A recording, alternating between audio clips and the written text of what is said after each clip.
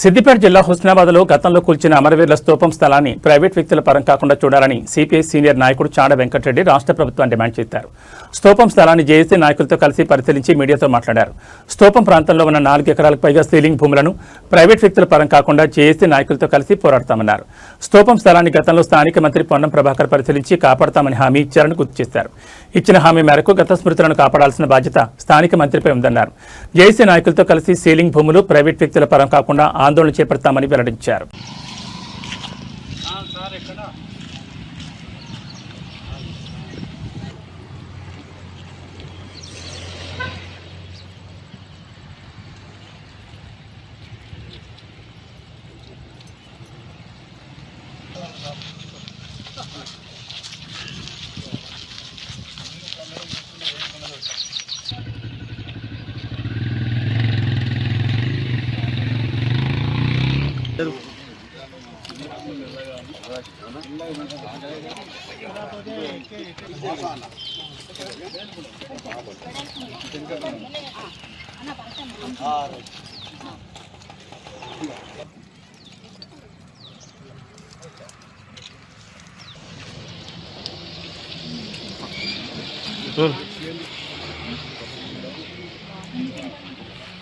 జోహార్ అమర వీరులకు జోహార్ జోహార్ జోహార్ అమర వీరులకు జోహార్ జోహార్. కాపాడుకుందాం స్తూపం భూములను, కాపాడుకుందాం స్తూపం అడుగు భూములను,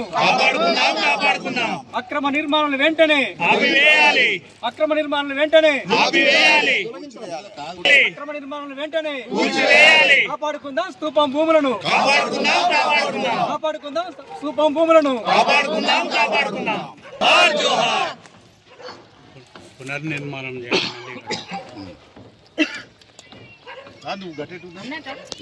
ఏమో అమరవీర స్తూపం దగ్గర.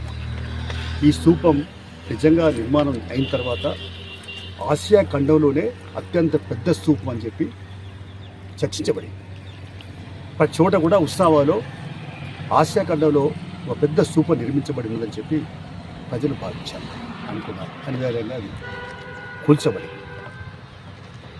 ఆ విషయాలు నేను ఇప్పుడు ఆ జోలికి పోను. కాకపోతే ఈ ప్రాంతంలో 4 ఎకరాల పైబడి రిటైర్డ్ అయినటువంటి డిఎస్పీ రామచంద్రారెడ్డి గారి సీలింగ్ భూములు, ఆయన సొంత పట్టా భూములు కావు, సీలింగ్లో డిక్లేర్ చేయబడ్డ భూములు.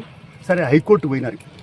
హైకోర్టులో అది కేసు ఫేవర్గా ఏదైతే ఉందో, ఎక్కడైతే ఇక్కడ కాశీతుర్కోళ్ళు మిగతా ఎస్సీలు బీసీలు ఉన్నారో వాళ్ళకి అనుకూలంగా తీర్పు వచ్చింది.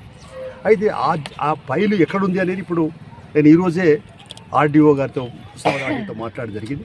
హుస్నాబాద్ ఆర్డీఓ గారు దాన్ని పరిశీలించి అసలు అది జిల్లాలు విభజనప్పుడు కరీంనగర్ నుంచి వెళ్ళి మరి ఇక్కడికి వచ్చిందా లేదా, ఇవాళ ఆదివారం కాబట్టి రేపు సోమవారం తెలుసుకుని అయినా కూడా చేస్తాం.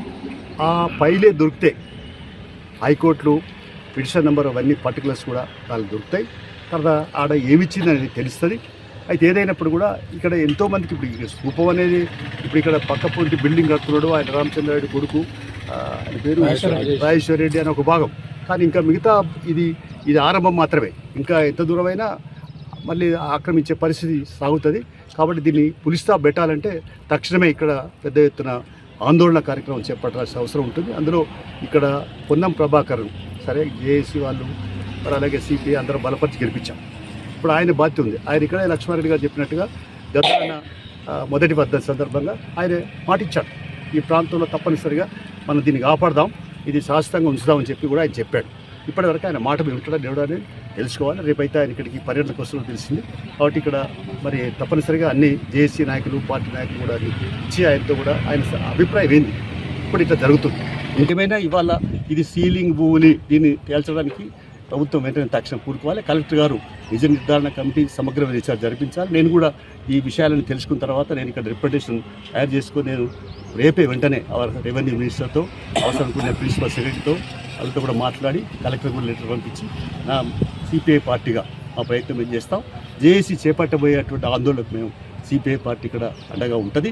అంతేకాదు ఈ ప్రాంతంలో ఉన్నటువంటి సీలింగ్ భూములు ఇవి ప్రజలకు చెందాలి తప్ప ఎవరో మళ్ళీ గతకాలపు నియంతృత్వంలో ఆలోచించే భూస్వాములకు చెందితే మాత్రం సహించేది లేదు. ఎంతటికైనా పోరాడడానికి మేము సిపిఐ పార్టీ సిద్ధంగా ఉంటుందని చెప్పి తెలియపరుస్తున్నాం. మంత్రి గారు కూడా స్పందించాలని చెప్పి డిమాండ్ చేస్తున్నాం.